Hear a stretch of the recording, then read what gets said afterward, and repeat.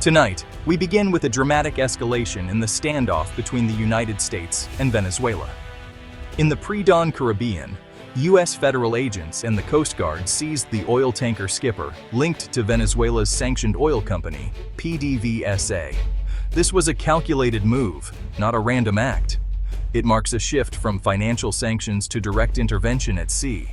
The goal crippled Maduro's regime by targeting its main source of income, risking a broader conflict. The skipper, a rusted tanker flying a flag of convenience, was navigating international waters, believing itself safe. But U.S. assets had tracked it for days, waiting for the right moment. The operation was swift, avoiding confrontation and sending a clear message: blacklists are no longer enough. The U.S. is now physically intercepting illicit oil shipments. This is just the beginning. Other tankers in the shadow fleet are under surveillance. The plan creates a virtual blockade, starving Venezuela's government of cash. The implications for global energy, maritime law, and international relations are profound and uncertain. Years of failed diplomacy and sanctions have led to this direct action. The skipper's seizure is more than confiscating oil. It's a declaration of U.S. resolve. The world is watching. Will this new posture bring results or ignite a wider crisis? The cost of this aggressive strategy remains to be seen. What happens next could reshape the rules of engagement on the high seas. The skipper's seizure was no act of piracy. It was a meticulously planned mission. Weeks of intelligence work in Washington and Florida identified the skipper as a key player in Venezuela's sanctions evasion network.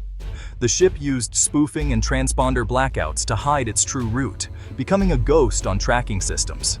A U.S. Coast Guard cutter shadowed the skipper under darkness, equipped with advanced surveillance and pursuit boats. As dawn broke, the cutter hailed the skipper's captain, announcing a U.S. federal seizure warrant. The message was clear: comply or face overwhelming force. Boarding teams, trained in maritime law enforcement, quickly secured the bridge and engine room. The multinational crew offered no resistance. Caught in a geopolitical crossfire, their priority was safety. The operation was over in hours, a testament to U.S. planning and professionalism. With the tanker secured, a U.S. crew sailed it toward a Gulf port. Its cargo, worth millions, now seized. This isn't just about one ship, it's a warning to all involved in the illicit Venezuelan oil trade. The risk of doing business with Maduro has skyrocketed. Every captain and shipowner is now on notice. The U.S. has shown it will physically stop sanctioned oil anywhere on the world's oceans. The operation is a powerful deterrent. The shadow fleet's days of easy evasion are over. The message? The U.S. will enforce its sanctions with force if necessary. The global oil trade just got a lot more dangerous for those skirting the rules. The world is watching to see who's next. The shadow fleet is Venezuela's secret lifeline, a network of aging tankers operating in legal gray zones. These ships, often decades old and flying flags of convenience, are registered through shell companies to hide their true owners. Their tactics: spoofing tracking systems, ship-to-ship transfers at sea, and blending sanctioned oil with legitimate cargo. This shell game lets Venezuelan crude seep undetected into global markets, with China as the main buyer. The shadow fleet arose as sanctions tightened, creating an alternative logistics and financial ecosystem. High risks mean high rewards for those willing to break the rules. The skipper was a textbook example. Old, Panamanian flagged, and linked to PDVSA through a web of shell companies. By seizing it, the U.S. is targeting the infrastructure of illicit trade, aiming to make shadow fleet operations too risky to continue. The goal: sever Maduro's economic lifeline and force change. The skipper's seizure sent shockwaves through global oil markets. While Venezuela's official output is low, its shadow fleet supplies a significant hidden stream. Oil prices ticked up as traders braced for more disruptions. Charter rates for Caribbean tankers climbed, and shipowners reconsidered risky voyages. Insurance premiums soared, with some companies refusing coverage for suspect vessels. Voyages were halted or rerouted as the risk of physical seizure became real. Ports and service providers now face greater scrutiny for aiding sanctioned oil. The U.S. action has injected major uncertainty into oil logistics, threatening contracts and tightening supply. One rusty tanker's seizure has triggered a wave of anxiety across the global energy landscape. Caracas responded with fury. Maduro called the seizure piracy and a violation of sovereignty. Venezuela vowed legal and diplomatic retaliation, rallying nationalist sentiment against U.S. aggression. In Washington, officials insisted the operation was a lawful enforcement of sanctions, not an act of war. The U.S. cited a federal court warrant and a thorough investigation as the legal basis. The message: this is about upholding the rule of law, not violating it. Legal experts are divided. Some call it a dangerous precedent, others say it's justified against sanctions evasion. The debate centers on how far national law can reach on the high seas. The U.S. is using its courts to project power globally, transforming military action into law enforcement. For Venezuela, it's economic warfare in disguise. This war of words is as crucial as the action at sea. Both sides are fighting to shape the international narrative. The conflict now plays out in courtrooms, press conferences, and on the ocean. The world is watching to see which story prevails. The stakes are as much about perception as power. The U.S. tanker seizures are the latest escalation in years of sanctions against Venezuela.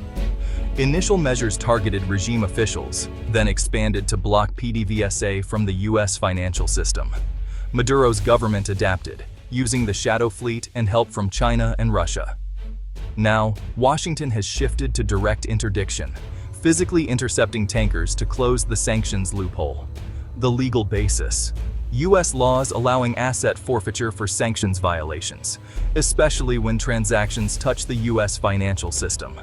This broad interpretation extends U.S. law enforcement to the high seas, alarming many nations. The strategy deprives Maduro of revenue and deter others from transporting Venezuelan oil. The hope is to force a breaking point in Venezuela's regime, but the risks are high. This could backfire, strengthen Maduro, or trigger a humanitarian crisis.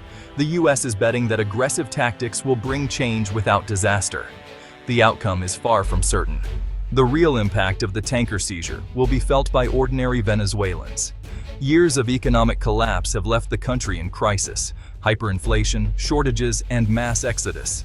Cutting off illicit oil revenue could push millions further into hardship. The Maduro regime will blame the U.S., framing the seizures as attacks on the people. Humanitarian groups warn that such pressure often hurts the vulnerable most. For Venezuelans, the skipper's seizure may mean more suffering, not relief. The U.S. tanker seizures have global repercussions, especially for China, the main buyer of sanctioned Venezuelan oil. China condemned the move, calling it long-arm jurisdiction, but is unlikely to risk direct confrontation. Instead, Beijing may seek alternative financial systems to bypass U.S. control, deepening global economic divides. For shipping and insurance, the game has changed. Major insurers now shun vessels linked to Venezuela, creating a two-tier market: legitimate insured ships and a pariah fleet operating in the shadows. Ship owners and banks are tightening controls, making illicit trade riskier and more expensive. The ripple effects touch the entire maritime industry. The U.S. has shown it will weaponize its maritime power. The consequences for global trade and diplomacy will be lasting. The skipper's seizure is a warning to all. The rules of the sea are changing. The skipper's seizure is a defining moment where financial sanctions meet the hard reality of ships and oil. A new doctrine is emerging: legal authority enforced by maritime power, far from home shores. The open ocean is now a contested space in global power struggles. The debate isn't just about sanctions effectiveness, but about the legitimacy of enforcing domestic law worldwide. Supporters see it as necessary. Critics warn of dangerous precedents. The future of energy is more contested than ever, with control of shipping lanes as crucial as oil fields. The skipper is a symbol of a world in flux, where old rules are rewritten and new conflicts emerge. Its final destination is a U.S. port, but the outcome of this global standoff remains unknown.